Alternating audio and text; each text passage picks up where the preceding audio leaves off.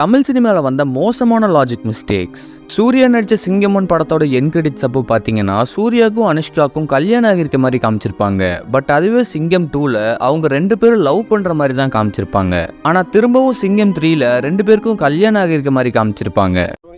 எனக்கு ஒண்ணுமே புரியல. அதுதானப்பா எனக்கும் புரியல. தளபதி விஜய் நடிச்ச துப்பாக்கி படத்துல வர ரொம்பவே ஒரு ஃபேமஸான சீன் தான் இந்த 12 மெம்பர்ஸ் ஷூட் அவுட் சீன்.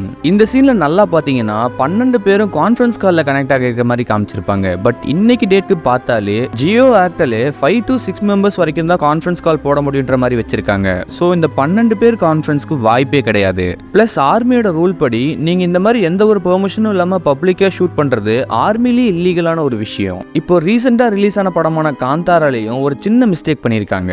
நீங்க இந்த சீனை நல்லா பாத்தீங்கன்னா கேமரா பாட்டம் டு டாப் போறப்போ பின்னாடி ஒரு தண்ணி கேன் இருக்கும். இந்த படத்துல சொல்லப்பட்டிருக்க காலகட்டத்தில் பிளாஸ்டிக்ன்ற ஒரு விஷயத்தை கண்டுபிடிக்கவே இல்லை.